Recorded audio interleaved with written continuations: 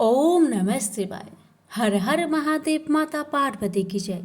प्यारे भक्तगणों, आज आप सभी श्रवण करेंगे फाल्गुन महीने की सोमवार की पौराणिक व्रत कथा।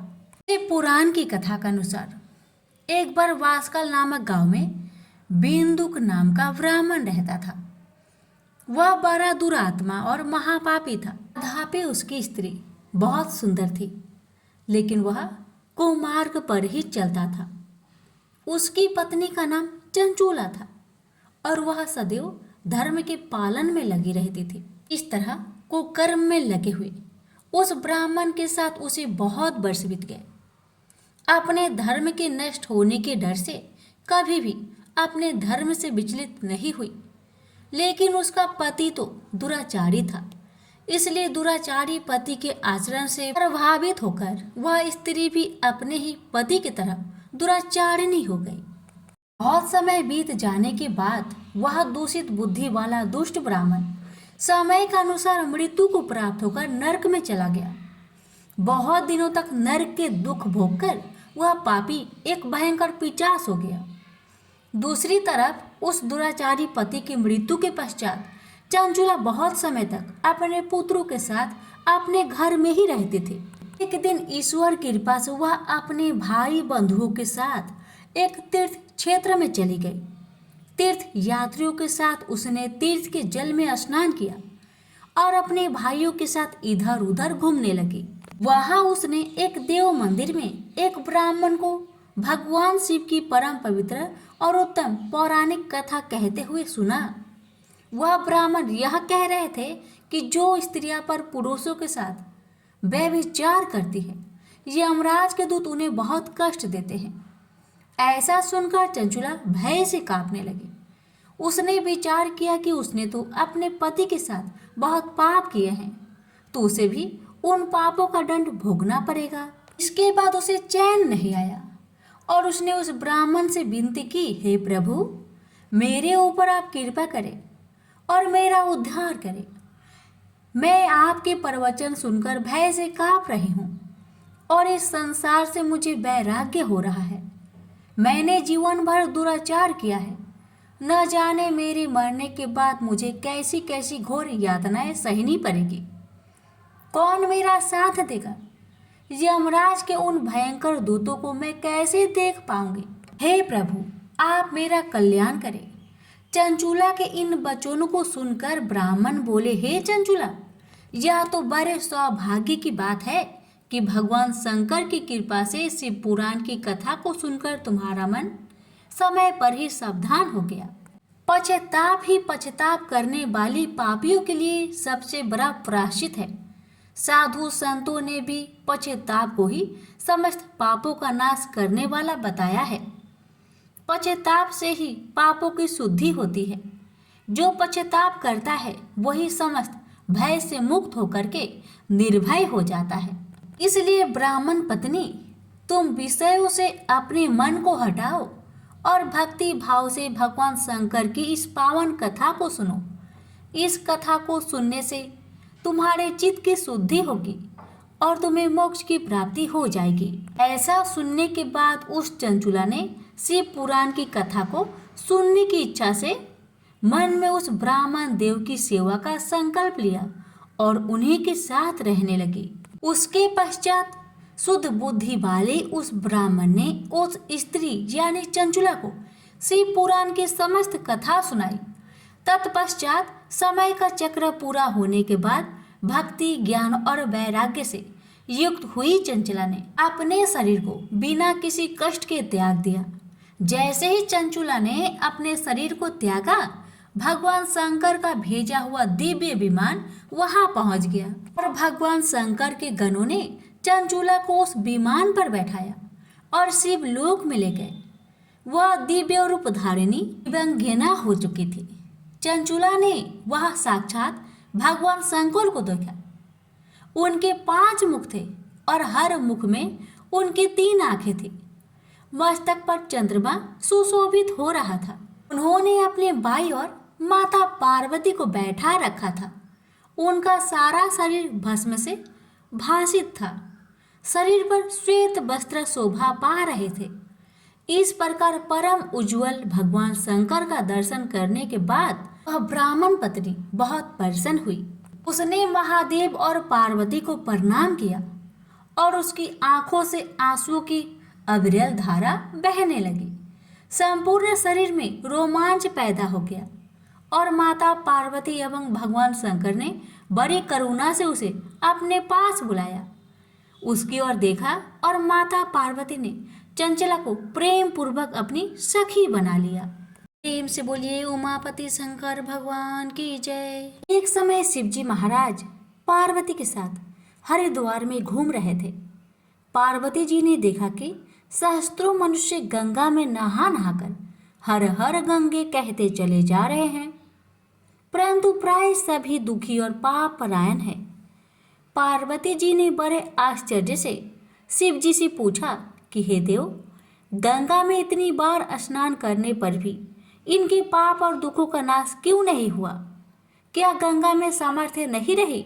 शिव जी ने कहा, प्रिय, गंगा में तो वही सामर्थ्य है, परंतु इन लोगों ने पाप नाशिनी गंगा में स्नान ही नहीं किया है, तब इन्हें लाभ कैसे हो?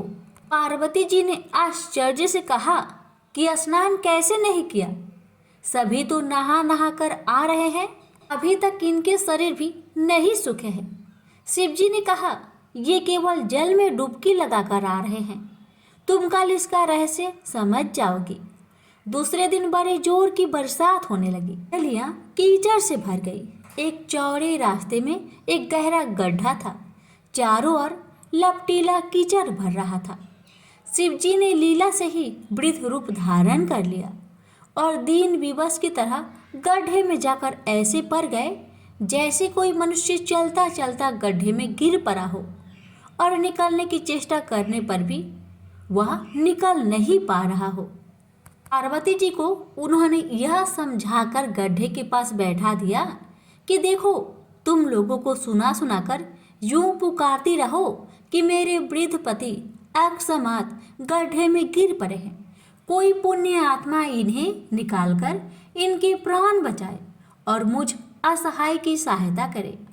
शिव जी ने यह और समझा दिया कि जब कोई गड्ढे में से मुझे निकालने को तैयार हो तब इतना और कह देना कि भाई, मेरे पति सर्वथा निष्पाप है, इन्हें वही छुए जो निष्पाप हो। यदि आप निष्पाप है तो इन्हें हाथ लगाए, नहीं तो हाथ लगाते ही आप भस्म हो जाएंगे। पार्वती जी तथास्तु कहकर गड्ढे के किनारे बैठ गई और आने जाने वालों को सुना सुनाकर शिव जी की सिखाई हुई बात कहने लगी। गंगा में नहाकर लोगों के दल आ रहे हैं। सुंदर युवती को यूं बैठी देखकर कईयों के मन में पाप आया। कई लोग लज्जा से डरे तो कई लोग को कुछ धर्म का भय हुआ, कोई कानून से डरे। कुछ लोगों ने तो पार्वती जी को यह भी सुना दिया कि मरने दे बूढ़े को, क्यों उसके लिए रोती है। आगे और कुछ दयालु सच्चरित्र पुरुष थे, उन्होंने करुणा बसो युवती की पति को निकालना चाहा, परंतु पार्वती के वचन सुनकर वे भी रुक गए। उन्होंने सोचा कि हम गंगा में नहाकर आए हैं तो क्या हुआ, पापी तो है ही, कई होम करते हाथ ना जल जाए। बूढ़े को निकालने जाकर इस स्त्री के कथा अनुसार हम स्वयं भस्म न हो जाए। किसी की साहस नहीं हुआ, सैकड़ों आए, सैकड़ों ने पूछा और चले गए। संध्या हो चली। शिव जी ने कहा, पार्वती, देखा आया कोई गंगा में नहाने वाला। थोड़ी देर बाद एक जवान हाथ में लोटा लिए हर हर गंगे करता हुआ निकला। पार्वती ने उसे भी वही बात कही। युवक का हृदय करुणा से भर आया। उसने शिव जी को निकालने की तैयारी की। पार्वती ने रोककर कहा कि भाई, यदि तुम सर्वथा निष्पाप नहीं होगे तो मेरे पति को छूते ही जल जाओगे। उसने उसी समय बिना किसी संकोच के दृढ़ निश्चय के साथ पार्वती से कहा, माता, मेरे निष्पाप होने में तुझे संदेह क्यों होता है? देखती नहीं मैं अभी गंगा नहा कर आया हूँ। भला गंगा में गोता लगाने के बाद भी कभी पाप रहते हैं? तेरे पति को मैं निकालता हूँ। युवक ने लपक कर बूढ़े को ऊपर उठा लिया। पार्वती ने उसे अधिकारी समझकर अपना असली रूप प्रकट कर उसे दर्शन देकर कृतार्थ किया। शिव जी ने पार्वती से कहा, कितने लोगों में से इस एक ने ही गंगा स्नान किया है, इसी दृष्टांत के अनुसार जो लोग बिना श्रद्धा और विश्वास के केवल दम के लिए गंगा स्नान करते हैं उन्हें वास्तविक फल नहीं मिलता, परंतु इसका यह मतलब नहीं कि गंगा स्नान व्यर्थ जाता है। विश्वास के साथ किए गए गंगा स्नान का फल वास्तविक फल है। प्रेम से बोलिए हर हर महादेव, माता पार्वती की जय। अमरनाथ की अमर कथा। इस कथा का नाम अमर कथा इसलिए है कि इसके श्रवण करने से सिद्धांत की प्राप्ति होती है। यह वह परम पवित्र कथा है जिसके सुनने से सुनने वालों को अमर पद की प्राप्ति होती है तथा वह अमर हो जाते हैं। यह कथा श्री शंकर भगवान ने इसी गुफा श्री अमरनाथ जी की गुफा में भगवती पार्वती जी को सुनाई थी। इस कथा को सुनकर ही श्री सुखदेव जी अमर हो गए थे। जब भगवान श्री शंकर यह कथा भगवती पार्वती को सुना रहे थे तो वहाँ एक तोता का बच्चा भी इस परम पवित्र कथा को सुन रहा था और इसे सुनकर फिर उस तोते के बच्चे ने श्री सुखदेव स्वरूप को पाया था।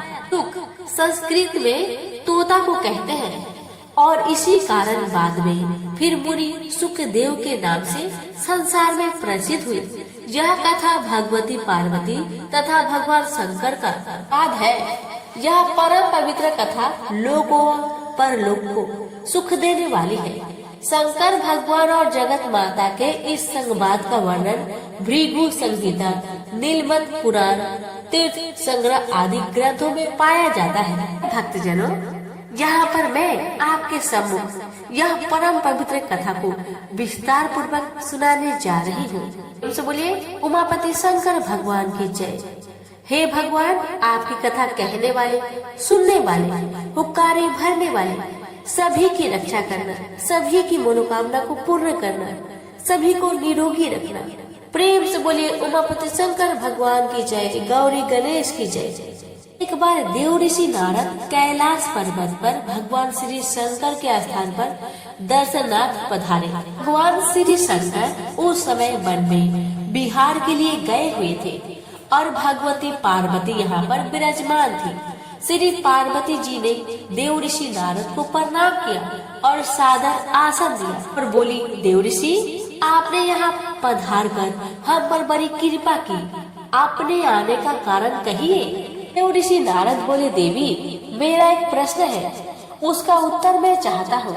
श्री पार्वती जी ने कहा, कहिए। नारद जी बोले, देवी, मुझे इस बात का बड़ा आश्चर्य है कि भगवान श्री शंकर जो कि हम दोनों से बड़े हैं, उनके गले में रुंड माला क्यों है? श्री पार्वती जी बोली, इसका कारण मैं नहीं जानती। नारद जी ने कहा, आप यथा समय इसका कारण भगवान श्री शंकर से पूछिएगा। इतना कहकर देव ऋषि नारद वहाँ से चले गए और उनके जाने के थोड़ी देर बाद भगवान श्री शंकर आ गए और उनके आने पर भगवती पार्वती ने वही प्रश्न उनसे किया। भगवान श्री शंकर बोले, हे पार्वती, तुम यह प्रश्न न पूछो। लेकिन श्री पार्वती ने भगवान श्री शंकर की बात नहीं मानी और उनके रुंड माला धारण करने का कारण जानने के लिए हठ करने लगी। इस पर भगवान श्री शंकर ने कहा, पार्वती, जिसने मुंड तुमको इस मुंड माला में दिखाई दे रहे हैं, यह तुम्हारे ही सिर है, यानी जितने जन्म तुमने धारण किए हैं उतने ही मुंड मैंने धारण किए हैं। इस पर पार्वती जी ने प्रश्न किया, प्रभु, मेरी तो मृत्यु होती है और आपकी नहीं होती, इसका कारण क्या है? भगवान श्री शंकर बोले, यह सब अमर कथा के कारण है। पार्वती बोली, तो फिर मुझे भी यह अमर कथा सुना दीजिए ना।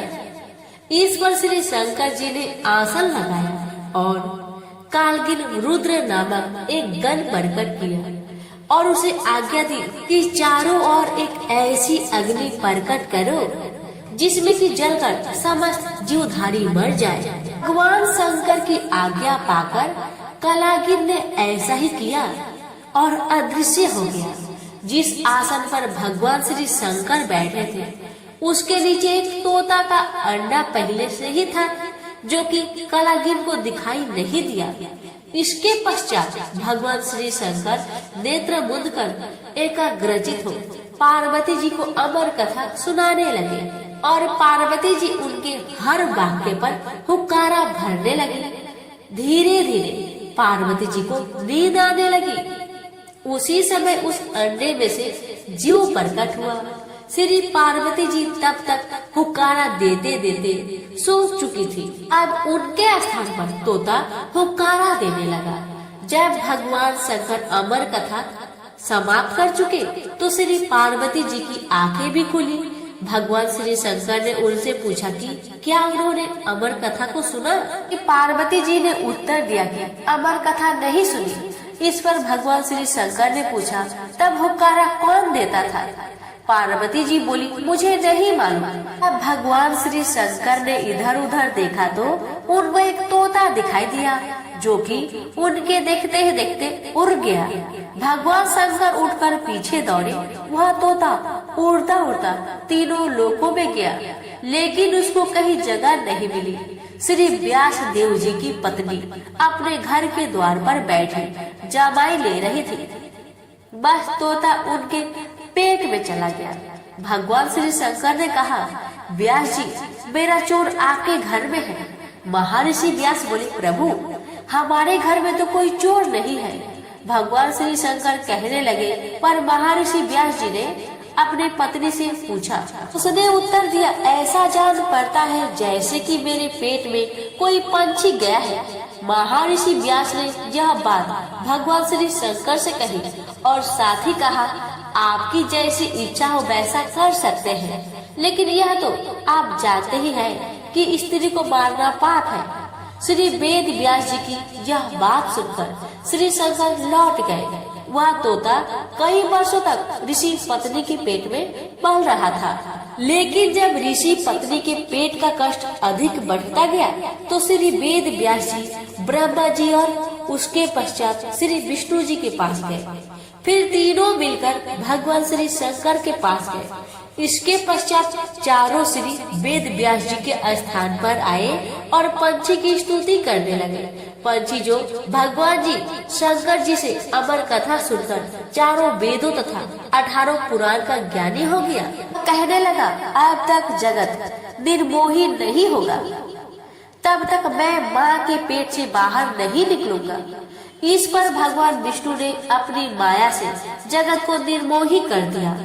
इस पर वह तोता बालक रूप होकर माँ के पेट से बाहर आ गया और उसका नाम सुखदेव हुआ। श्री सुखदेव अपने जन्म के साथ ही सबको प्रणाम करके जंगल की ओर चल दिए और फिर भगवान विष्णु ने अपनी माया हटा दी और जगत पुनः मोहयुक्त हो गया। इस पर श्री वेद व्यास जी अपने पुत्र के लिए व्याकुल होकर श्री सुखदेव के पीछे जंगल में दौड़े और उनके पास पहुंचकर उनसे घर चलने के लिए कहा। श्री सुखदेव जी ने कहा, जगत निर्मोही है, यहाँ न कोई किसी का पुत्र है और न कोई किसी का पिता। श्री वेद व्यास जी बोले, अब ऐसा नहीं है। श्री सुखदेव जी ने ध्यान लगाकर देखा तो मालूम हुआ कि भगवान श्री विष्णु ने उनके साथ छल किया है। इस पर उन्होंने श्री वेद व्यास जी से कहा, जब तक मैं गुरु धारण नहीं कर लूंगा वापिस घर नहीं जाऊंगा और गुरु धारण करने के बाद मैं घर आकर आपकी सेवा करूंगा। सुखदेव जी फिर इस संसार में गुरु की खोज में इधर उधर घूमने लगे, मगर अपने से बढ़कर ज्ञानी उनको कहीं पर नहीं मिला। इस पर वह श्री वेद व्यास जी की आज्ञा से महाराज जनक के पास गए, लेकिन महाराज जनक के पास कर्म स्त्री वह राजपाट के कारण उनको गलानी हुई। लेकिन राजा जनक ने जब उनका यह हाल देखा तो अपनी माया से उन्होंने सारे नगर को भस्म कर डाला। राजभवन भी भस्म होने लगा, लेकिन राजभवन के जलने से महाराज जनक और उनकी पत्नी का चित्त मान नहीं हुआ, किंतु श्री सुखदेव जी का चित्त व्याकुल होने लगा। सुखदेव जी को अमर कथा के सुनने तथा अपने अमर हो जाने का अभिमान था। उनकी व्याकुलता को देखकर आप क्यों घबरा रहे हैं? आप तो अमर हैं, लेकिन हमारा शरीर अवश्य जलेगा। इस पर भी जब श्री सुखदेव जी की व्याकुलता दूर न हुई तो महाराज जनक ने अपनी माया से अग्नि पुनः शांत कर दी और प्रत्येक वस्तु पूर्ववत हो गया। यह देखकर श्री सुखदेव जी ने महाराज जनक को अपना गुरु बना लिया और उनसे उपदेश लिया। इसके बाद श्री सुखदेव जी नैमिषारण्य गए। वहाँ पर ऋषियों महर्षियों ने उनका बड़ा आदर सत्कार किया। ऋषियों महर्षियों ने आपसे अमर कथा सुनने के लिए प्रार्थना की। श्री सुखदेव जी बोले, इस कथा को सुनने वाले अमर हो जाते हैं। इसके पश्चात उन्होंने कथा सुनानी आरंभ की। कथा आरंभ होने के साथ ही कैलाश पर्वत, क्षीर सागर और ब्रह्मलोक हिलने लगा। ब्रह्मा, विष्णु, शिव तथा समस्त देवता उस स्थान पर पहुँचे जहाँ पर अमर कथा हो रही थी। भगवान शंकर को स्मरण हुआ कि यदि इस कथा को सुनने वाले अमर हो गए तो पृथ्वी का संचालन बंद हो जाएगा और फिर देवताओं की प्रतिष्ठा में अंतर आ जाएगा। इसलिए भगवान श्री शंकर क्रोध में भर आए और श्राप दिया कि जो इस कथा को सुनेगा वह अमर नहीं होगा, परंतु हाँ, वह शिव लोक को अवश्य प्राप्त करेगा। प्रेम से बोलिए उमापति शंकर भगवान की जय। आपसे हमारी रिक्वेस्ट है, इस कथा को ज्यादा से ज्यादा शेयर करें। भगवान आप सभी की मनोकामना को पूर्ण करें। प्यारे भक्त कन्यो, अब आप श्रवण करेंगे अमरनाथ यात्रा की महिमा। पार्वती जी ने कहा, प्रभु मैं अमरनाथ की यात्रा की महिमा सुनना चाहती हूँ। इसके सुनने से जन्म जन्मांतर के पाप ताप मिट जाते हैं। जगत स्वामी आप श्री अमरनाथ जी के लिंग का महात्म्य तथा मार्ग के तीर्थों का वर्णन कीजिए। श्री अमरनाथ की यात्रा तथा पूजन की विधि भी कहे और ये भी बताए कि जो शास्त्रोक्त यात्रा को त्याग कर केवल लिंग के ही दर्शन करता है वह किस गति को प्राप्त होता है। भगवान श्री शंकर ने कहा, मनुष्य श्री अमरनाथ जी की यात्रा करके शुद्धि को प्राप्त करता है तथा शिवलिंग के दर्शनों से भीतर बाहर से शुद्ध होकर धर्म, अर्थ, काम, वचन तथा मोक्ष को प्राप्त करने में समर्थ हो जाता है। वह मनुष्य जो कि मार्ग के तीर्थों पर यथा विधि स्नान, दान इत्यादि न करके सीधा गुफा में ही पहुंच जाता है, उसकी यात्रा निष्फल समझो। भगवान शंकर बोले, हे देवी, दो प्रकार की ऊपर तथा नीचे की यात्रा। ऊपर की यात्रा मोक्ष चाहने वाले योनियों को प्राणायाम द्वारा होती है। प्राण तथा आपान वायु के एक होने पर योग मार्ग दशम द्वार अर्थात ब्रह्मरंध्र में प्राणों को लीन करने से निश्चय ही मोक्ष की प्राप्ति होती है। वह दोनों प्रकार की यात्रा धर्म, अर्थ, काम तथा मोक्ष के सुखों को करनी चाहिए। प्रभु, निचली यात्रा यानी पैदल यात्रा से मनुष्य के संपूर्ण पाप दूर होकर चित्त निर्मल हो जाता है और इसी तरह हठ योग और राजयोग से तीर्थ पर किसी अच्छे विद्वान पंडित द्वारा अमर कथा सुनने से पुरुष ज्ञान अधिकारी हो जाता है। इस तरह कहे गए के अनुसार यात्रा करने वाले मुक्ति को प्राप्त करते हैं। अतः देने वाली निम्न यात्रा का वर्णन अब सुनिए। कि नगर में विघ्नों का नाश करने वाले श्री गणेश जी का पूजा करें। रीति के अनुसार भगवान श्री शंकर का स्मरण करता हुआ वहां से बाहर निकलकर षोडश तीर्थ पर स्नान तथा आचमन करके शिव की ओर बढ़े। प्रिय, वहां गंगा जी का दर्शन और प्रणाम करके भगवान श्री शंकर पूजन, देवता और ऋषियों का तर्पण तथा ब्राह्मणों को भोजन करवाए।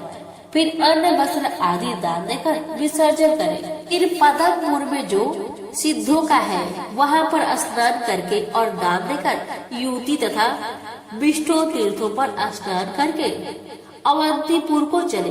वहाँ साधु महात्माओं के क्षेत्र में स्नान करके बहनाग यानी बिहर नाग जाकर हरि पारा गांव में हरिदाख्य गणपति विघ्नों के नाश करने वाले श्री गणेश जी का पूजन करें और देवताओं तथा ऋषियों का तर्पण करें।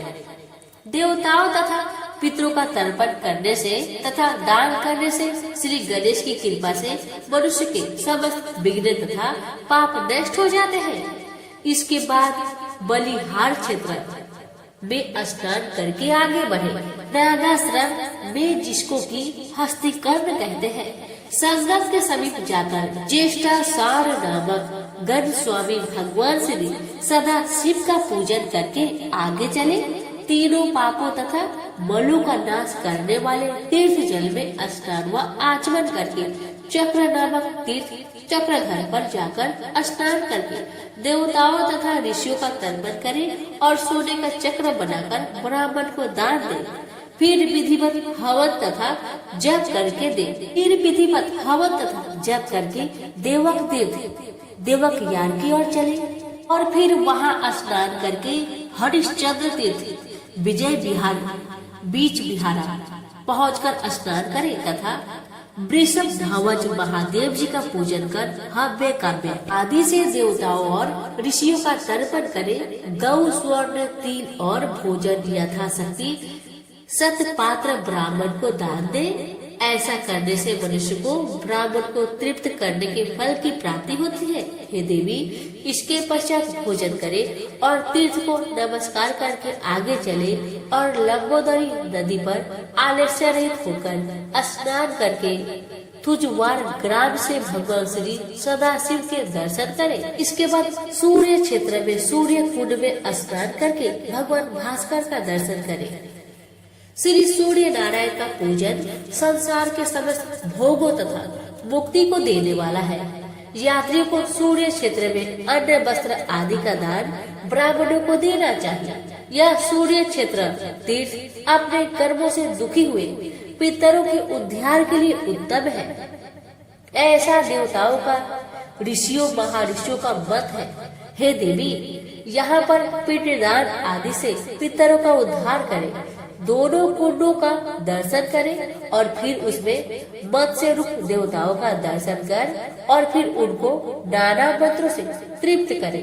पश्चिम वाहिनी गंगा में स्नान करके पितरों के उद्धार के लिए श्राद्ध करें। इसके बाद सत्कार स्थान में पहुँचे, स्नान करें और श्री गणेश का पूजन करें और फिर भाद्रश्रम में जाए। फिर परम पवित्र हरिश्रेष्ठ यानी शिलगाम आश्रम तथा सत्व स्वतर क्षेत्र में और गंगा जल में स्नान करके संध्या बंदन आदि नित्य क्रिया करें। ग्राम में पहुंचकर पवित्र अनंतनाग तालाब के जल में स्नान कर उत्तम बालखिल्य आश्रम को जाना चाहिए। हे देवी, आज मैं पाप ताप को हरने वाले चित्त को शुद्ध करने वाले बालखिल्य तीर्थ का महात्म्य कहता हूँ। ध्यान पूर्वक सुनो। पूर्व काल में बालखिल्य नामक महर्षियों ने घोर तप किया। फिर भगवान श्री विष्णु ने मेघ सदृश गंभीर वाणी से कहा, मैं तुम्हारे तप से अत्यधिक प्रसन्न हूँ, अतः तुम वर मांगो।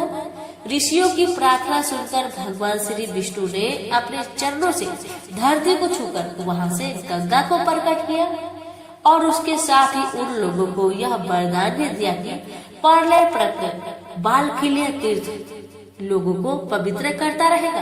पवित्र और पुण्य खिल्यान तीर्थ पर मनुष्य स्नान दान तथा जब पूजा करे तो उसे स्वर्ग की प्राप्ति होगी। उस बालखिल्य तीर्थ पर जगत गुरु सर्वव्यापी नारायण का पूजन करे, जो कि नाना प्रकार के भोगों तथा मोक्ष को प्रदान करने वाले हैं। तीर्थ पर स्नान और यथाशक्ति दान देकर महावर यानी गणेश्वर जी पहलगाम में है, वहाँ पर जाकर श्री गणेश जी का पूजन करें। हे सुंदरी, श्री गणेश जी को नमस्कार करके लड्डुओं तथा क्षीर का भोग लगाएं। आप तथा विघ्नों से रहित होकर मामलेश्वर क्षेत्र को जाए। हे साध्वी, मामलेश्वर भगवान के दर्शन या तीर्थ जल में स्नान करके मनुष्य रोगों तथा पापों से छूट जाता है। यहाँ पर स्नान करने के पश्चात मनुष्य दान करे तथा ब्राह्मणों को भोजन करवाए। श्रवण करेंगे मामलेश्वर तीर्थ की उत्पत्ति के संबंध में कथा। एक समय भगवान श्री सदाशिव श्री गणेश जी को दोनों डहेडियों का द्वारपाल बनाकर आप स्थलबाद को चले गए थे। वहाँ पर थोड़ी देर ठहरकर खिलियान से ऊपर दंडक मुनि के आश्रम जाकर विश्राम करने लगे। वहाँ देवता आए। भगवान सदाशिव ने कहा, आगे मत बढ़िए। इस शब्द को सुनकर गणेश जी पाताल देश से आए और उन्होंने भी यही शब्द कहे और इस शब्द से फिर देवता भगवान श्री सदाशिव में लीन हो गए। अतः फिर यह ग्राम मामल के नाम से प्रसिद्ध हुआ। भगवान श्री सदाशिव ने श्री गणेश जी से कहा, तुम मामल शब्द सुनकर पाताल से यहाँ आए हो, अतः दीर्घ काल तक यहाँ ठहरो और समस्त विघ्नों को दूर करो।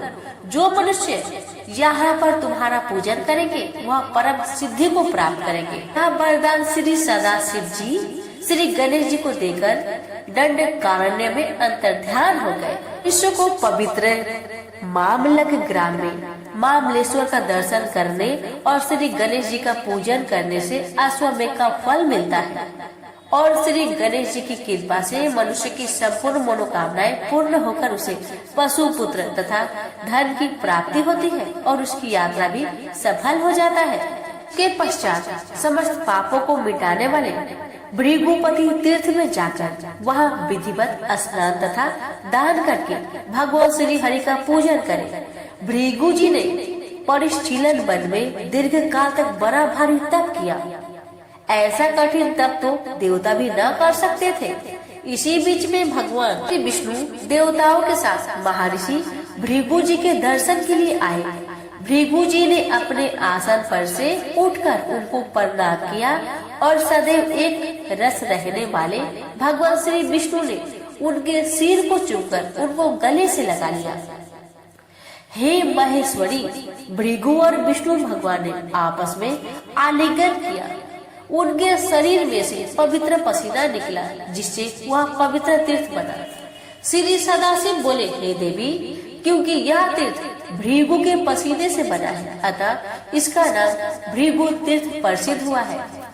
यहाँ पर जो मनुष्य स्नान करके हमें तथा वस्त्र का दान करेगा उसकी यात्रा निस्संदेह सफल होगी। वह मनुष्य स्नान करने से अति उत्तम पुण्य को प्राप्त होता है। लंबोदर की कथा। एक बार कैलाश पर्वत पर भगवान श्री सदाशिव और पार्वती ज्ञान संबंधी बातचीत कर रहे थे। उन्होंने श्री गणेश जी को द्वारपाल बनाकर उनसे कहा कि किसी को अंदर मत आने देना। इतने में देवराज इंद्र देवताओं सहित वहां आया। गणेश जी ने उनको रोका। इस पर दोनों में बड़ा भारी युद्ध हुआ। इंद्र हार गया। इंद्र के साथ लड़ने से श्री गणेश को बहुत ज्यादा भूख हुआ, प्यास महसूस हुई। चुनाचे बहुत स्वादिष्ट फल खाकर बहुत सा गंगा जल पीने से श्री गणेश जी का पेट बढ़ गया। तब भगवान श्री सदाशिव जी गणेश जी को लंबोदर के नाम से पुकारने लगे। हे देवी, भगवान श्री सदाशिव ने गंगा को सूखा हुआ देख श्री गणेश जी के पेट पर क्रोध में भरकर डमरू से चोट की। फिर गंगा उनके पेट से निकलकर बहने लगी और पौराणिक कथाओं ने उसका नाम लंबोदरी प्रसिद्ध किया। प्रिय, लंबोदरी नदी के जल का स्पर्श कोटि जन्मों के पाप का नाश करता है, इसलिए मामलेश्वर के पास इस नदी का स्पर्श करना आवश्यक है। इसके पश्चात रजनी वन में गोलाकार पत्थर की देव मूर्ति का दर्शन करें और वहां से सीताराम कुंड में स्नान करके आगे बढ़े। रजनोपल की कथा। सीता, लक्ष्मण तथा राम ने विचरते विचरते नख्या पवित्र वन में आकर मदयुक्त राक्षसों को देखा। इससे उनको पसीना आ गया। वह पसीना कुंडों में पड़ने से यह कुंड परम पवित्र हो गए। भगवान श्री रामचंद्र जी महाराज पासन पर चढ़कर बाणों से राक्षसों को समाप्त करने लगे। बहुत से राक्षस मारे गए और बाकी के इधर उधर भाग गए। और राक्षसों का खून गिरने से वह गंडशैली छोटी पहाड़ी रंगीन हो गई और भगवान श्री रामचंद्र जी महाराज के चरण स्पर्श से सुर को पवित्र करने वाली हो गई। इस रजोनोपल के दर्शन से मनुष्य पापों से मुक्त हो जाता है और कुंड में स्नान करने से समस्त पापों से छूटकर मुक्त हो जाता है। इसके बाद नील गंगा में स्नान करके प्रसन्नचित हो स्थानु आश्रम यानी कि चंदन बाड़ी की यात्रा करेंगे। देवी एक बार काम कीड़ा तथा खेल की बातों में भगवान श्री सदाशिव का मुख श्री पार्वती जी के नेत्रों के साथ लग गया। हे सुंदरी, तब उसका मुख अंजन के कारण काला हो गया। फिर भगवान श्री सदाशिव जी ने सूर्य से काला देखकर मुख श्री गंगा जी में धोया, जिससे गंगा जी का रंग काला पड़ गया। अतः गंगा का नाम नील गंगा प्रसिद्ध हो गया। यह नदी महापापों को नष्ट करने वाली है। नील गंगा का स्पर्श दुष्ट मनुष्यों के साथ रहकर जो दोष प्राप्त हुआ है उन्हें तथा स्त्रियों के मन के विकारों का नाश करता है। इसमें रत्ती भर भी संदेह नहीं है। यह नील गंगा पहलगांव से 6.5 मील चंदनबाड़ी के मार्ग में है। पूर्व काल में भगवान श्री सदाशिव दक्ष प्रजापति की पुत्री सती का वियोग हो जाने पर हिमालय पर कठिन तप करने लगे। महेश्वरी फिर वहाँ पर बहुत वर्षों तक सेवा करती रही। सती ने पर्वत राज के यहाँ जन्म लेकर पार्वती का रूप पाया। यहाँ तपस्या करने के पश्चात भगवान सदाशिव की सेवा करने लगी, लेकिन उनकी सेवा करने पर भी भगवान श्री सदाशिव की समाधि न खुल पाई। तब श्री पार्वती जी ने चंदन वाटिका में बड़ी घबराई, जिस वाटिका में भगवान श्री सदाशिव वृक्ष के समान निश्चल रूप से तप में स्थित थे। उस वाटिका का नाम बाद में महापाप विनाशक प्रसिद्ध हुआ। हे देवी, इस स्थानु आश्रम चंदनबाड़ी के पास जो स्नान करता है वह शिव धाम को प्राप्त होता है। हत्या तथा गौ हत्या आदि महापाप करने वाले मनुष्य यदि चंदनबाड़ी में स्नान करे तो समस्त पापों से छूट जाता है। सरस्वती नदी का दर्शन करने से एवं उसमें स्नान करने से मनुष्य समस्त पापों से मुक्त हो जाता है। इसके पश्चात यात्री को पोसाख्य पर्वत यानी पिशु घाटी पर चढ़ना चाहिए। एक बार देवता और राक्षस भगवान श्री सदाशिव के दर्शन के लिए गए। वहाँ पहाड़ पर चढ़ते समय ईर्ष्या में ग्रस्त होकर कहने लगे कि हम पहले चढ़ेंगे। दोनों में युद्ध होने लगा। राक्षसों से हटकर देवता ने एकाग्रचित होकर भगवान श्री सदाशिव का ध्यान किया। भगवान श्री सदाशिव की कृपा से देवताओं ने राक्षसों को मार मार कर चूर्ण कर दिया। जिस स्थान पर देवताओं ने राक्षसों को चूर्ण बनाया वहाँ पर उनकी अस्थियों का एक बहुत बड़ा ढेर लग गया और यह पर्वत यानी पिशु घाटी अब शिव भक्तों के पाप ताप हरती है। हे देवी, श्री 4 सिद्धि खंड इस मंत्र को स्मरण करता हुआ जो इस पहाड़ पर चढ़ता है उसको ब्रह्मलोक प्राप्त होता है। वह ब्रह्मलोक वहाँ पर की पाप ताप व शोक का नाम तक भी नहीं है। इस पिशु घाटी पर विधिवत श्री शेषनाग का दर्शन कर पूजन करके आगे बढ़े। वायुजन में पत्थरों से छोटी मढ़ी बनाकर भगवान अमरेश्वर का स्मरण करे। शेषनाग प्रबल प्राचीन काल में इस पहाड़ पर एक बड़ा ही बलवान राक्षस वायु के समान रूप वाला रहता था और वह यहाँ आने वाले देवताओं को बड़ा कष्ट पहुँचाता था। देवता भगवान श्री सदाशिव जी महाराज के पास गए। स्तुति के पश्चात भगवान श्री सदाशिव जी प्रसन्न हुए। देवताओं ने उनको राक्षस के संबंध में बताया। भगवान श्री सदाशिव जी महाराज ने कहा कि मैंने इसको वरदान दिया हुआ है जिससे मैं इसको नहीं मार सकता। तुम भगवान श्री विष्णु की शरण में जाओ। इस पर देवताओं ने क्षीर सागर के तट पर जाकर भगवान श्री विष्णु की स्तुति की। भगवान श्री विष्णु देवताओं की स्तुति से प्रसन्न होकर बोले, मैं अभी अभी वायु रूपी दैत्य को नष्ट किए देता हूँ। तुम लोग स्वर्ग धाम को जाओ। शेषनाग जी पाताल से प्रकट हुए। उस पर भगवान श्री विष्णु सवार हुए और आज्ञा दी, हे सर्पराज, तुम सहस्त्र मुखों से वायु को पान करो। अपने प्राणों को इस वायु द्वारा तृप्त करो क्योंकि तुम वायु के खाने वाले हो। भगवान के अमृत रूपी वचन सुनकर एक क्षण में शेषनाग ने देखते ही देखते वायु रूपी दैत्य को भक्षण कर लिया। हे देवी, उसी दिन से ये पर्वत शेषनाग के नाम से प्रसिद्ध है तथा योगी जन इसको अपना आश्रम भी कहते हैं। इसके दर्शन करने से तथा तालाब में स्नान करने से और यहाँ पर जप हवन स्तुति का स्वाध्याय करने से मनुष्य अनंत पुण्य को प्राप्त होता है। जब देवताओं ने राक्षसों को मार डाला उनमें से परठष्टा नाम दैत्य वायु में मिलकर देवताओं को कष्ट देने लगा। इस पर समस्त देवता भगवान श्री सदाशिव जी महाराज के पास गए और उनकी स्तुति की। इस पर भगवान श्री सदाशिव जी महाराज ने प्रसन्न होकर कहा, हे देवताओं, तुम लोग यहाँ मढ़िये बनाकर वायु को रोक दो। इस पर वे वहाँ पर पत्थर की बढ़िया बनाकर शांति पूर्वक रहने लगे। लेकिन एक बार दैत्य ने अपना उग्र रूप दिखाया। तब देवराज इंद्र ने अपना वज्र उठाया और उसी जगह राक्षस को मार डाला। तब से यह जगह वायु वर्जन देवताओं से पूजित तीर्थ प्रसिद्ध हुआ। यहाँ पत्थरों द्वारा देवताओं के लिए छोटे छोटे घर बनाने तथा तीर्थ के दर्शन से मनुष्य अत्यंत पुण्य को प्राप्त होता है।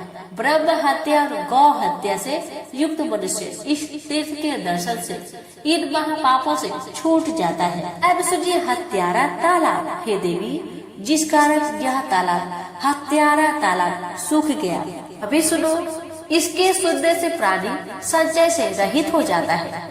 जब भगवान श्री सदा शिव जी महाराज तथा देवराज इंद्र ने राक्षसों को नष्ट किया तो कुछ राक्षस भागकर इस तालाब में छिप गए और फिर वह राक्षस थोड़े समय के पश्चात देवताओं को पूर्वतः दुख देने लगे।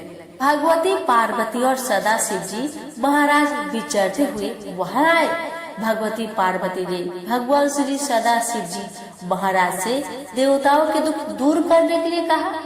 भगवान श्री सदाशिव महाराज ने हुक्कार किया, फिर वह डर के इस तालाब में छुप गए। भगवान श्री सदाशिव महाराज ने श्राप दिया, वह तालाब सूख गया। इस स्थान पर यात्रियों को मौन होकर यात्रा करनी चाहिए। हे सुंदरी, इसके बाद पंचतरणी के पंच परबाहु में स्नान करें और देवता ऋषि तथा पितरों का सावधान होकर तर्पण करें। अब सुनिए पंचतरणी की महिमा। पूर्व काल में एक बार भगवान श्री सदाशिव महाराज तांडव नृत्य कर रहे थे और नृत्य करते समय उनका जटाजूट ढीला हो गया और उससे फिर पंचतरणी गंगा निकली, जो महापापों को दूर करने वाली है। जो मनुष्य आलस्य रहित इस पंचतरणी नदी में स्नान करता है, वह ब्रह्म हत्या आदि घोर पाप से मुक्त हो जाता है। यहाँ पर स्नान करने वाले को वही फल मिलता है जो कुरुक्षेत्र, प्रयाग, नैमिषारण्य में स्नान तथा दान करने से प्राप्त होता है। ये सुंदरी, यदि इस तीर्थ पर गौ वस्त्र, चंदन, केसर, अगर, कस्तूरी आदि ब्राह्मण को दान दिए जाए तो यात्री को सिद्धार्थ की प्राप्ति होती है। इसके पश्चात ऊंची चोटी वाले पहाड़ पर चढ़कर डबारक देवता के दर्शन करने चाहिए। डबारक देवता की कथा। बड़े से बड़ा पापी भी डबारक देवता के दर्शन करने से पाप से छूट जाता है। हे देवी, अधिक क्या कहूँ, बस इतना कहना ही पर्याप्त है। यात्री डबारक देवता की पूजा तथा परिक्रमा करने से ही श्री अमरनाथ के दर्शन के योग होता है। एक बार भगवान श्री सदाशिव जी महाराज नृत्य में इतने लीन हो गए कि उनका संध्या का समय भी व्यतीत हो गया। इससे उनको बड़ी चिंता हुई। एक बार भगवान श्री सदाशिव जी महाराज जी कार्तिक स्वामी के साथ कीड़ा कर रहे थे। उस उक्त गण को निद्रा आ गई और भगवान श्री सदाशिव जी महाराज का संध्या काल व्यतीत हो गया। इससे भगवान श्री सदाशिव जी महाराज के क्रोध का कोई परवाह न रहा और उन्होंने उक्त गण को श्राप दिया कि वह शीला रूप होकर देर तक वहाँ ठहरे। वह गण कांपता हुआ भगवान श्री सदाशिव महाराज की सेवा में उपस्थित हुआ, लेकिन भगवान ने उसको क्षमा नहीं किया, लेकिन यह जरूर कहा कि जो यहाँ पर मेरे श्री अमरनाथ जी के दर्शन के लिए आएगा वह पहले पहाड़ी पूजा तथा परिक्रमा करेगा। हे देवी, उस दिन से महाडबारक गण रत्न नामक शिखर पर पाषाण रूप होकर रहता है और जो मनुष्य उसका पूजन करता है वह सिद्धार्थ को प्राप्त होता है। यात्री को चाहिए कि श्रावणी के दिन प्रातः काल भैरव घाटी की यात्रा करते हुए चोटी पर डबारक के शरण में पहुँचे। डबरेश्वर भैरव का दर्शन और भक्ति सहित पूजन कर व्रत की ज्योत जलाए और मालपुआ तथा लड्डुओं का भोग लगाए। परिक्रमा और प्रणाम कर पहाड़ से उतरते समय मध्य में चलता हुआ मार्ग में जो गर्भ योनि है उसमें प्रवेश कर, क्योंकि इसमें एक बार जाने से फिर मनुष्य का पुनर्जन्म नहीं होता। गर्भ योनि से निकलकर अमरावती नदी में प्रवेश करे। अमरावती के दर्शन मात्र से मनुष्य देवता तुल्य हो जाता है। इस नदी के अमृत समान जल में स्नान करके यात्री को चाहिए कि भस्म को अपने शरीर पर मले। जो मनुष्य पवित्र गर्भ योनि से निकलकर अमर गुफा को जाता है उसका फिर पुनः जन्म नहीं होता है और फिर वह शिव रूप हो जाता है। देवी, यह बात बिल्कुल सत्य है। हे ईशानी, जब भगवान श्री सदाशिव जी महाराज कैलाश पर्वत पर नृत्य कर रहे थे उस समय नंदी उनकी आज्ञा अनुसार द्वारपाल था। देवता भगवान श्री सदाशिव जी महाराज के दर्शन के लिए आए तो नंदी ने उनको रोका। अब देवताओं तथा नंदी में परस्पर युद्ध होने लगा। नंदी ने भगवान श्री सदाशिव जी महाराज से शिकायत की। भगवान श्री सदाशिव जी महाराज ने नंदी से कहा, तुम दंड धारण करो, देवता तुम्हारा कुछ भी नहीं बिगाड़ सकेगा। तुम द्वार पर चलो और दीवार बनकर मार्ग में गर्भ योनि को रख दो, देवता उसमें प्रवेश न कर सकेंगे। भगवान श्री सदाशिव जी महाराज की बात सुनकर नंदी ने गर्भगृह के आगे एक बहुत बड़ा पत्थर रख दिया जिसमें की योनि सदृश छिद्र था। वो पुरुष जन्म जन्मांतर के पापों से मुक्त होना चाहे वह गर्भ योनि से निकलकर श्री अमरनाथ के दर्शन करे, फिर अमरावती नदी में स्नान कर उसी की भस्म रूप कीचड़ को शरीर पर मलकर और उनसे सफेद होकर थोड़े वस्त्र, कोपीन और रेशमी धोती को पहनकर सन्मार्ग प्रदान करें कहते हुए तथा शिव शिव उच्चारण करते हुए क्रोध मोह आदि को त्याग कर पहाड़ पर चढ़े। उससे गुफा में स्थित अमरेश्वर भगवान देवताओं के देव भगवान को नमस्कार करें और प्रभु के चरणों में मन लगाकर भक्ति के साथ इस तरह स्तुति करें। सुधा लिंग के दर्शनों से मनुष्य के बाहर व भीतर का मैल नष्ट होकर वह शुद्ध या पवित्र हो जाता है। अमृत से बने हुए सुधा लिंग के दर्शनों के स्पर्श, पूजन तथा बंधन से महापापी मनुष्य भी समस्त पापों से छूट जाता है। कलयुग में मुक्ति का इससे बढ़कर दूसरा साधन बिल्कुल नहीं है। विशेषता, झेलम नदी में 6 स्नान और श्री अमरनाथ जी की यात्रा में 30 स्नान है। इसके अलावा यहाँ पर देवता के 36 स्थान है। उन देव स्थानों के दर्शन करने से मनुष्य को शिव धाम की प्राप्ति होती है। इस प्रकार यदि मनुष्य यात्रा करता हुआ रसात्मक लिंग के दर्शन करे तो मोक्ष को प्राप्त होता है, जिससे कि उसको फिर बार बार जन्म मरण का दुख नहीं भोगना पड़ता। पार्वती जी बोली, प्रभु अब अमरेश महादेव जी की कथा सुनना चाहती हूँ और यह जानना चाहती हूँ महादेव गुफा में स्थित होकर अमरेश क्यों कर या कैसे कहलाए। भगवान श्री सदा शिव जी ने उत्तर दिया, देवी सुनो, मैं अब अमरनाथ जी की महातीर्थ के संबंध में विस्तार पूर्वक कहता हूँ। इसके सुनने से मनुष्य करोड़ों पाप से छूट जाता है।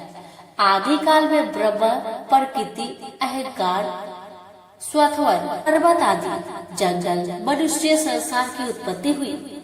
इस क्रमानुसार देवता, ऋषि, पितर, गंधर्व, राक्षस, सर्प, यक्ष, भूतगण, कुसुमान, भैरव, कीदर, दानव आदि की उत्पत्ति हुई। इस तरह नए प्रकार के भूतों की सृष्टि हुई, परंतु इंद्र आदि देवता सहित सभी मृत्यु के बस में हुए थे। देवता भगवान श्री सदाशिव जी महाराज के पास गए और उनकी स्तुति की। देवता ने कहा कि हमको मृत्यु बाधा करती है, आप कृपया कोई ऐसा उपाय बताइए जिससे कि मृत्यु हम लोगों को बाधा न करे। भगवान श्री सदाशिव जी महाराज ने देवताओं की बात सुनकर कहा, आप लोग की मृत्यु के भय से रक्षा करूंगा। भगवान श्री सदाशिव ने इस तरह कहकर अपने सिर से चंद्रमा की कला को उतारकर निचोड़ा और देवताओं से कहा, यह आप लोगों की मृत्यु रोग की औषधि है कि इस चंद्र कला के निचोड़ने से पवित्र अमृत की धारा बह निकली और वह धारा अमरावती नदी है। प्रिय, जो अमृत के बिंदु चंद्र कला के निचोड़ते समय भगवान श्री सदाशिव जी महाराज के शरीर पर पड़े थे, वह सूख गए और पृथ्वी पर गिर पड़े। गुहा में जो भस्म है वह अमृत बिंदु के कण है। जो भगवान के चंद्रकला के निचोड़ने से शरीर पर और बाद में पृथ्वी पर गिरे थे। देवी भगवान श्री सदाशिव जी महाराज देवताओं को प्रेम दिखाते हुए द्रवीभूत हो गए। देवता भगवान श्री सदाशिव जी महाराज को जल स्वरूप देखकर स्तुति करने लगे और बार बार नतमस्तक होकर नमस्कार करने लगे। तब भगवान श्री सदाशिव जी महाराज ने पुनः अपना यथार्थ स्वरूप उनको दिखाया। इसी कारण प्रत्येक पक्ष में अमृत पिघलता और जमता है। देवी यह रस द्रवीभूत कठिन होकर लिंग रूप में परिवर्तित हो गया। लिंग रूप भगवान श्री सदाशिव जी महाराज को फिर द्रवीभूत हुआ। देखकर देवता उनको बारंबार नमस्कार करने लगे।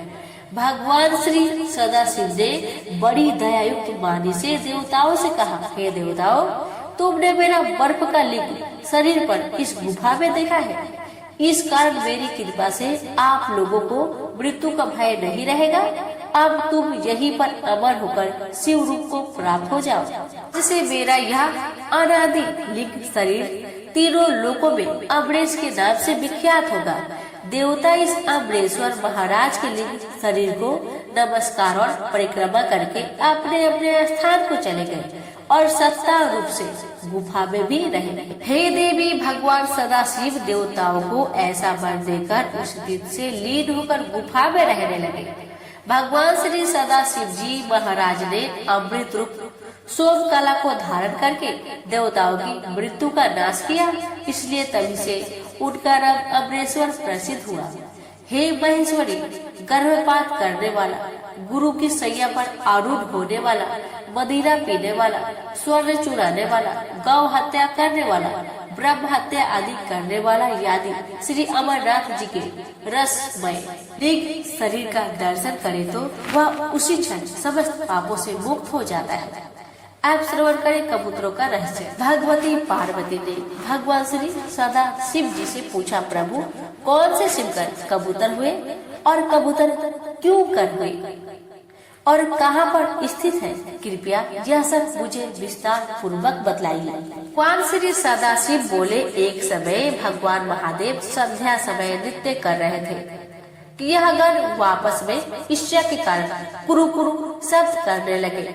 महादेव जी ने क्रोधित होकर उनको यह श्राप दिया कि तुम दीर्घ काल तक यही सब कुरु कुरु करते रहो। चुनादी वह रूढ़ रूपी गण उसी समय कबूतर हो गए। इनके दर्शनों से समस्त पाप दूर हो जाते हैं। भगवती जी पार्वती ने भगवान श्री सदाशिव जी महाराज से पूछा, प्रभु किस समय की यात्रा महाफल देने वाली है? श्री अमरनाथ जी के दर्शन व पूजन से क्या फल प्राप्त होता है? इसके अतिरिक्त वह भी बतलाए कि बड़े से बड़ा पापी किस वस्तु का दान करे जिससे कि उसके समस्त पाप नष्ट हो जाए। हे देवी, श्रावणी पर यात्रा करने बड़ी भारी पुण्य को देने वाली है, क्योंकि भगवान श्री सदाशिव जी महाराज ने अपना स्वरूप श्रावण रक्षा पूर्णिमा में ही प्रकट किया है। काशी में लिंग दर्शन तथा पूजन से 10 गुना, परियाग से 100 गुना, नैमिषारण्य तथा कुरुक्षेत्र से 1000 गुना अधिक पुण्य देने वाला श्री अमरनाथ जी का पूजन है, जो कि मैंने तुम्हारे हित के लिए कहा। देवताओं की 1000 वर्ष तक सोने, फूल, मोती और पट्टे वस्त्रों से पूजा का जो फल मिलता है, वह श्री अमरनाथ के असली पूजा से एक ही दिन में प्राप्त हो जाता है। कस्तूरी, कपूर, चंदन, केसर, मोती, सोना, चांदी, पुष्प, धूप, दीप, नेवल और अनेक प्रकार की सामग्री से जो मनुष्य भगवान श्री अमरनाथ जी का पूजन करता है, उसको बड़ा भारी फल मिलता है। भगवान श्री अमरनाथ जी की आरती और परिक्रमा से बहुत पुण्य प्राप्त होता है। श्री अमरनाथ जी का दर्शन स्पर्शन करके पंच तरंगिनी के उत्तर संगम में जाकर देव व प्रीत प्रसन्नार्थ श्राद्ध करें। लौटने पर यात्री को मामलाख्य महाग्राम में जाकर श्री गणेश जी का पूजन करना चाहिए और वहां गंगा के तट पर खड़ी भगवती जी से, जो भगवान श्री सदाशिव जी महाराज के सिर पर स्थिर है, अपनी यात्रा के सफल होने के लिए प्रार्थना करनी चाहिए। पाताल गंगा में स्नान करके यात्रियों को अपने अपने घरों को वापस जाना चाहिए। प्रिय भक्तगणों, सभी मिलकर बोले उमापति शंकर भगवान की जय। हर हर महादेव, माता पार्वती की जय। गौरी गणेश की जय।